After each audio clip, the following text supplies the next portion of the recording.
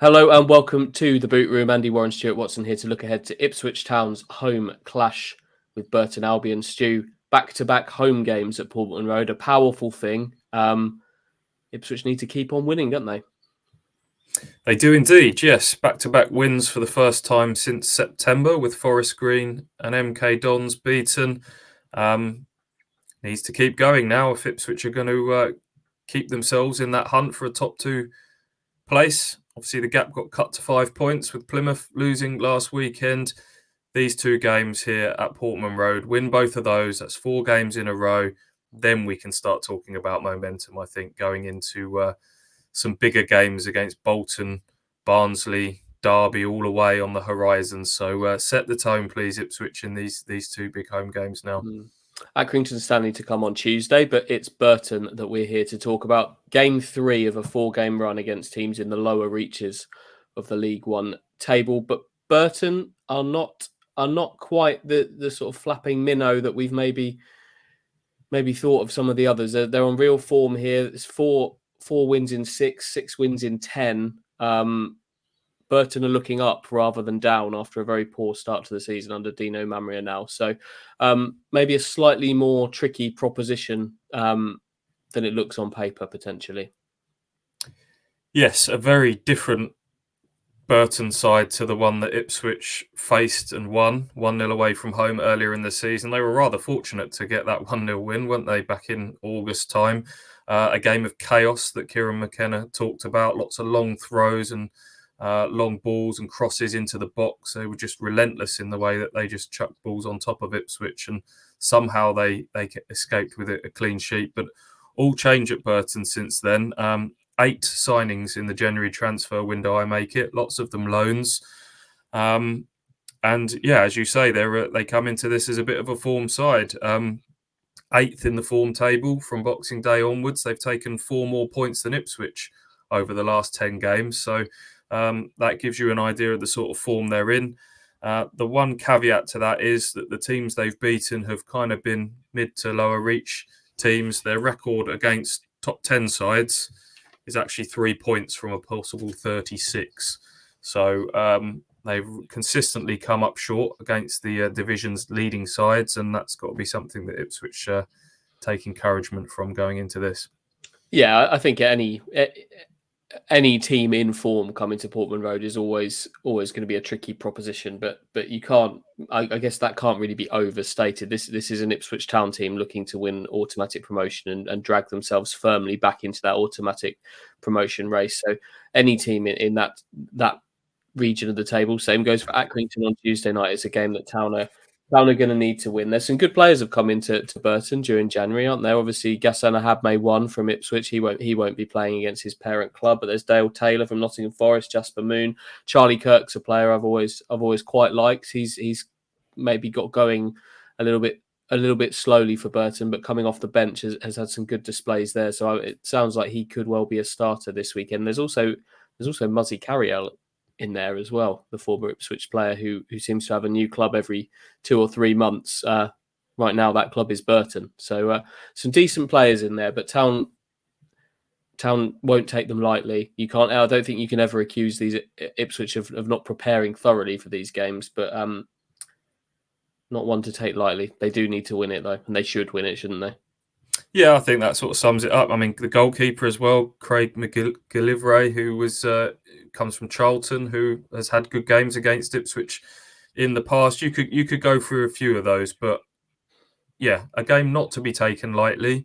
No mugs in the division, etc., etc. You know, the table maybe tells a few lies on how tricky this game is, but it's Ipswich Town at home against Burton, an Ipswich side that are looking to compete for automatic promotion. Need to win this one. Let's talk about the Town team. We always talk about the Town team, and for me, I think I'm going to sit here and talk about the same positions in the Town team that we talked about last week, Stu. We saw an unchanged 11, unchanged 18 at MK Dons, which was highly unusual. But I've got 3 question marks in my team again this week. My gut feeling is that you probably do go with the same team again, but I've got 3 question marks in there. Do you want me to tell you my question marks? Please. Question mark number 1 is in the centre of midfield, and it's Massimo Luongo again. We talked about him last week. Question mark number 2 is on the right side of the attack, which is Wes Burns and Caden Jackson again. We talked about him last week. And question mark number 3 is the central striker, George Hurst and Freddie Ladapo. A slightly smaller question mark, I think, but a question mark nonetheless. We talked about them last week as well. So have you got any more question marks before we talk about the same issues again?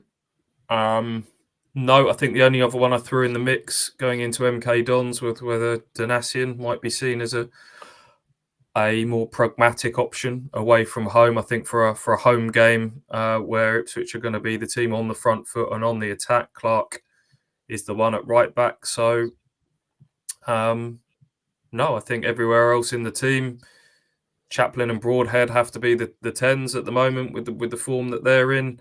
Morsey is stamped into the team. Davis, likewise. I think Burgess has come back in and added a bit of left-sided balance to the defence, a bit of an aerial presence that they maybe lack without him in the team.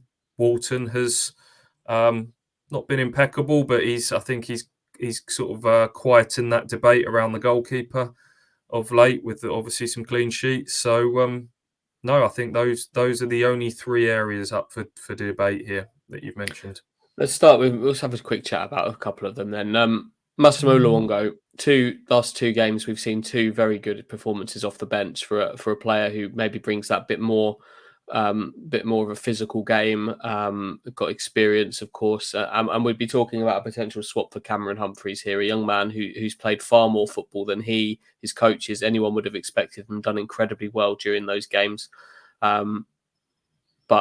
But when you've got a seasoned championship standard midfielder up to speed at the moment, yes, there's question marks over injuries throughout his career, but right now you've got him looking up to speed. The temptation has to be at some point in the near future to start him, doesn't it? I think it does, and I think it might be this weekend because you've got to get Massimo Luongo really bedded in and match sharp now, with some of those tougher games in mind coming up, where I think his experience will be vital to go to the Boltons and Barnsleys and Derbys and places like that. So my gut feeling is it would be Massimo to start this weekend. I'm not sure if he'll have a Saturday, Tuesday start in him, and then Cameron comes back in for Accrington on Tuesday night. He's looked good off the bench, hasn't he, Luongo? He's had some exciting cameos thus far. I think this might be his first start. Yeah, and that would be no slight on Cameron Humphreys, who clearly, given Town's shortage in midfield at the moment, is going to have a real significant role to play between now and the end of the season. This won't be some sort of takeover in the middle of midfield. But I think you might be right with the Bolton game coming up a week after the home game with Burton. You're not going to play Luongo back-to-back 90s or back-to-back hours from the start. So maybe if you're planning on playing him against Bolton, you play him against Burton and then see where you go from there. The right side of the attack we've talked about a lot. Wes Burns and Caden Jackson. Burns got the nod again at MK Dons and had the ball in some decent positions, but didn't find the final ball and looked a bit frustrated at times. It's the same conversation we had last week, isn't it? It is, yeah. And I don't want to keep labouring this point because it feels like it would feel like we're over egging it, but yeah, as we've said, it's just something, that little bit of spark has just not quite been there with Wes Burns. I'm not saying he's been terrible, far from it, but just there are times where he gets the ball and you think, go on then, take on a man, and that instinct to go past people isn't quite there. He's just checking back. I don't know what it is at the moment. So McKenna's got a decision to make. Does he stand by his man, someone who's got a lot of credit in the bank from last season and this season, has scored goals and produced in big match moments for Ipswich Town? This is where the man management comes in. I'm sticking with you. I believe in you, and try and get him going again. And these next 2 home games, you'd think on paper provide an opportunity to do that. Do you get him?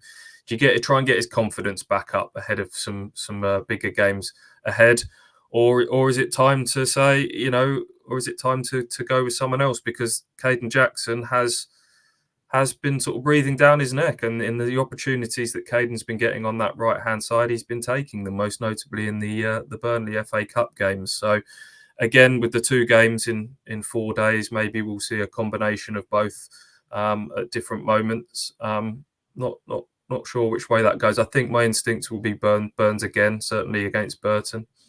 Yeah, I'm with you on that one, and I think I'm probably in the same camp on the striker situation as well. I think one will start one game and one will start the other. It's just a question of which way round that is. George Hurst had a good game. I think we both thought that on Saturday. He split opinion a little bit, I would say, his performance in terms of the praise that he got from it, but there looks to be a desire to get him up to speed as well, because as we've said so many times, he's someone they coveted for so long. So I think I would go Hurst again this weekend, and maybe Ladapo gets the nod on Tuesday. But as we say every time, both of these players will play in every game, and both will have chances to impress.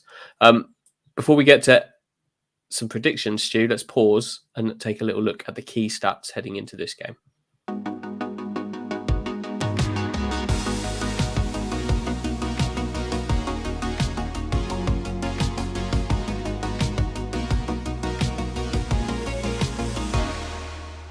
Okay, prediction time then, Stu.